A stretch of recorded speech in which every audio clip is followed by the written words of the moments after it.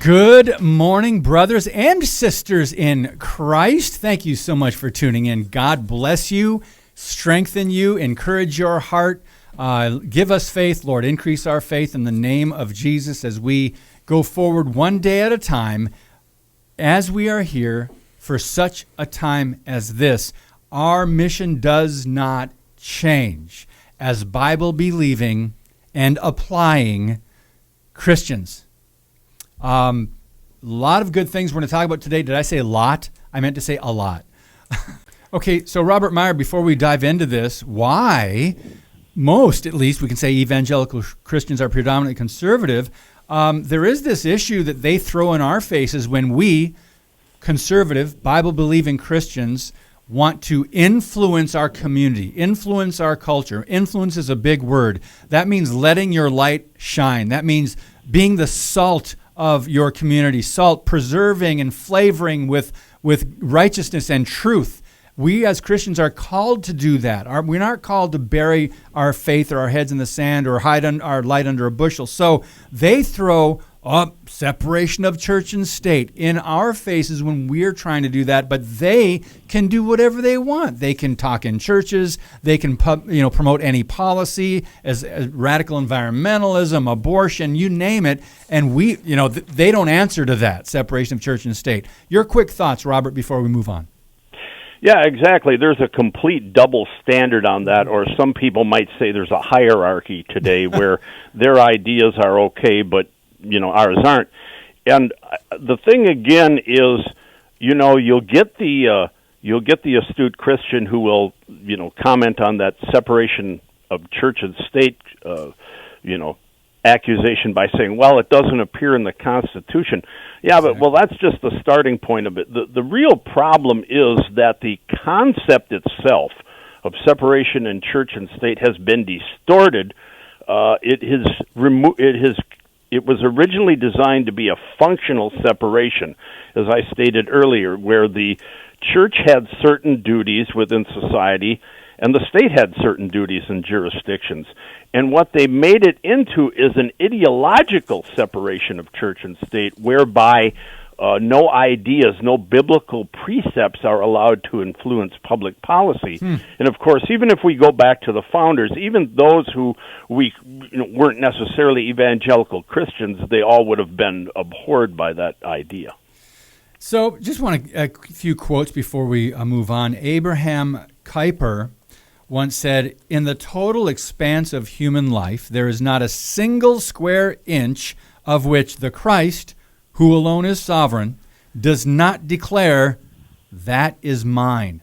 In other words, we live for Christ, and every area of our lives should reflect our biblical worldview, and that includes Election Day. So, Robert, let's go through your article. Why are so many evangelical Christians politically conservative? I know a lot of it comes down to doctrine and teachings from the Bible, but let's walk through this, please. Well, in my article, I point out that a century ago, William Jennings Bryan was a big figurehead of the evangelical movement. Now, if you want to understand who Bryant was, he was the guy in the Scopes monkey trial who came to testify on behalf of Christians, of Bible-believing Christians. Now, Bryan had been the Democratic representative for president 3 times in a row in the early part of the 20th century. So what I point out is that there has been a complete juxtaposition where Democrats, at one time, that party was more squarely in the camp of evangelical Christians, but over time they became far more secularized. Yes. In my mind, culminating, and I don't know how many people remember this, but at the 2012 Democratic National Convention, there was a voice vote taken about removing God from the platform, and there was a lot of cheering and things like that. And some of the figureheads within the party, along with Barack Obama, nixed that idea because they knew that would be a public relations disaster. So, Robert, let's go back a minute. How long ago, are we talking 75 years, 50 to 75 years when Democrats were then more moderate, libertarian, or even conservative? Well, think of it this way. People will point, I suppose, to different watershed times in history. Maybe in the 1968 convention with the Chicago Seven. For me, I think it came in the Carter administration because a lot of people voted for Jimmy Carter. He was the first president that I recall saying I'm a born again Christian. His sister was Ruth Carter Stapleton, a Christian evangelist, and so a lot of, I think, born-again Christians who weren't very politically or culturally savvy kind of went Carter's way. I mean, we were in the shadows of Watergate, and, of course, Gerald Ford was running but on the Republican side, but was nominated by Nixon, so that may have jaundiced his candidacy somewhat as well.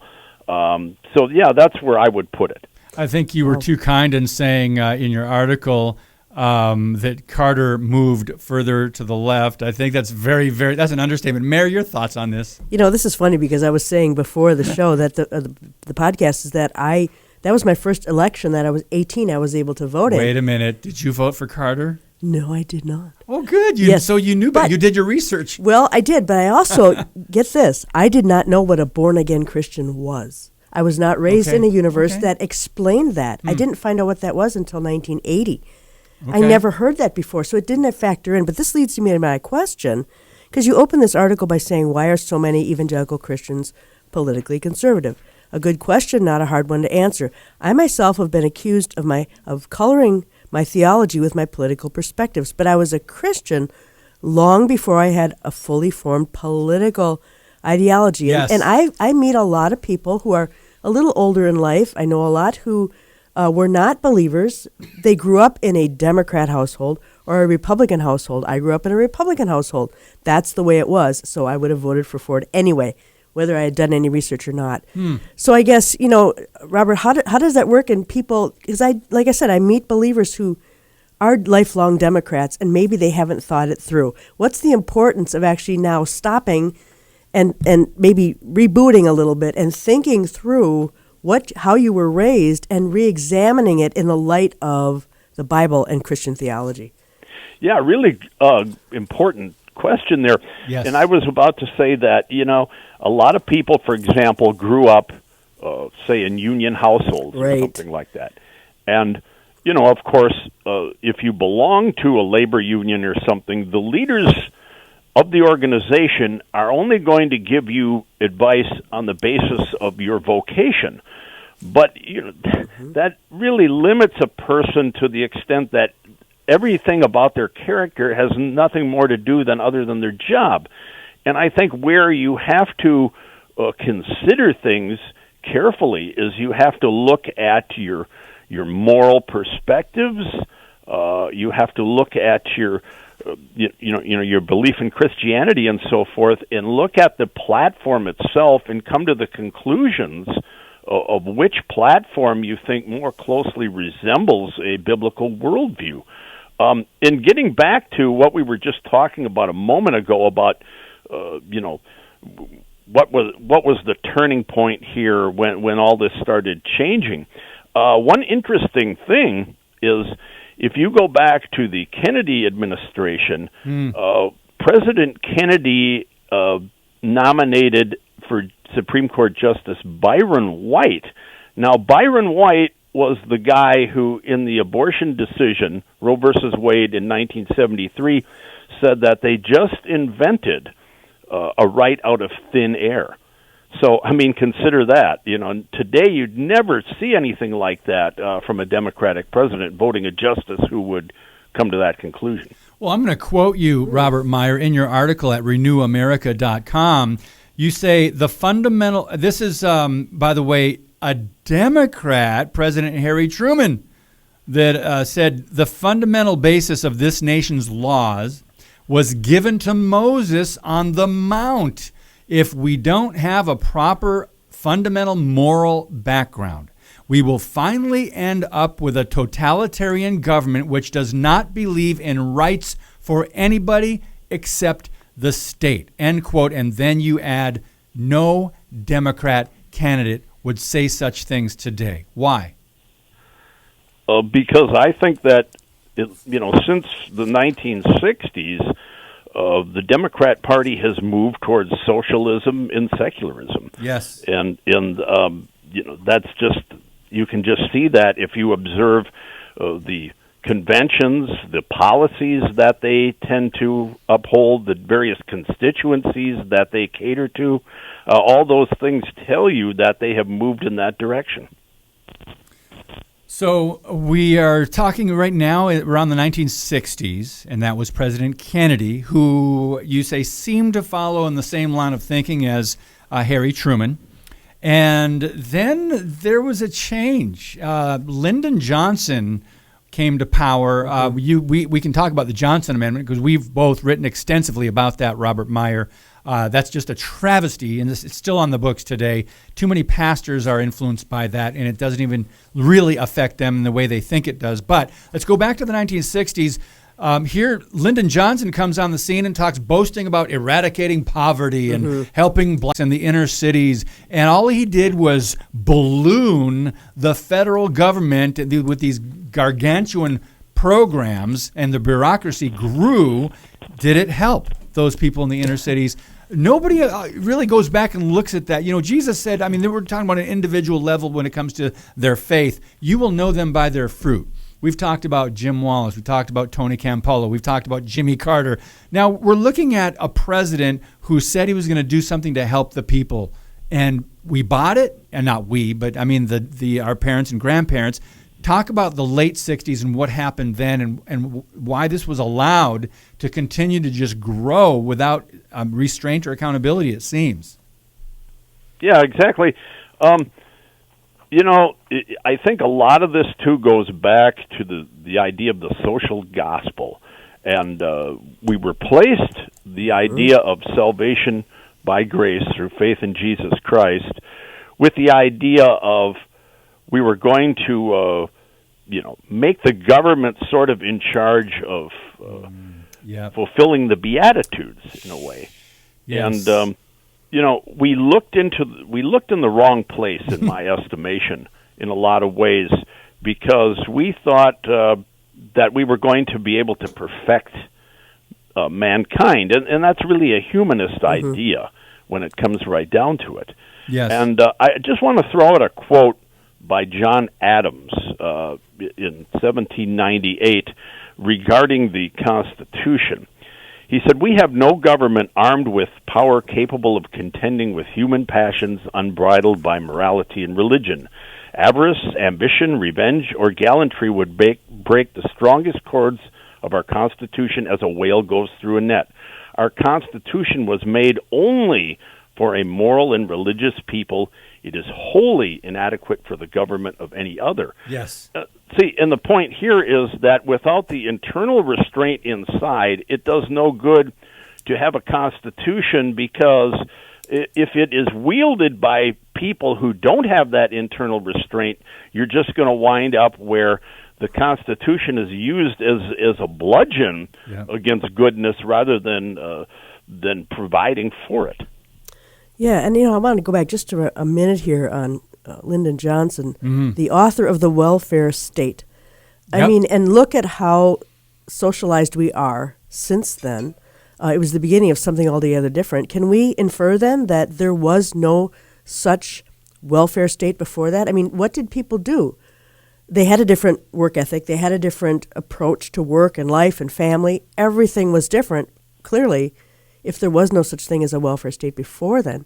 So now we're finding that society, the fruit, obviously, the devil's in the details, the fruit of all that is where we are now. Incredible inflation, people just wanting a handout, all that sort of thing. So is it true, Robert? I mean, was there anything in place for people before that, or did we just have such a phenomenally different culture? Well, if you go back, I think one time I quoted something from Grover Cleveland in 1887 about there was a bill before Congress in helping farmers who were stricken by a drought. And Cleveland said that the government has no authority to provide charity. However, he knew because of the character of the people and what was already happening that they would provide for the needs of those people who were damaged by that. And I think there was, before the Great Depression anyway, there was an idea that you were responsible for your neighbor. You were responsible for your extended family. Your church organization looked after your needs. And there was a lot more of that, of volunteerism and an obligation, a moral obligation by people to help those in need. But there's one other thing from the demand side, I would say, is that people were expected, and we can go back to Paul's statement in the gospel of how if a man will not work, then neither should he eat. Mm-hmm. There was the Christian idea was that an able-bodied person should do all he can for himself, and then what charity came was over and above what he could not do. We didn't have this idea, well, it's easier for me just to be a ward of the state and to sit back and do nothing instead of finding a job, so I'm just going to choose that lifestyle. Sure. And unfortunately, that's what happened. I think some people were victimized by the left and the progressive Democrats who, in the welfare state that got that going under the Johnson administration. That was just a small segment of Stand Up for the Truth on the Q90FM YouTube channel. To listen live, go to q90fm.com/listen at 9 a.m. Central Time every day, or to listen to a full podcast without listening live, go to standupforthetruth.com. And please consider subscribing to the Q90FM YouTube channel for more.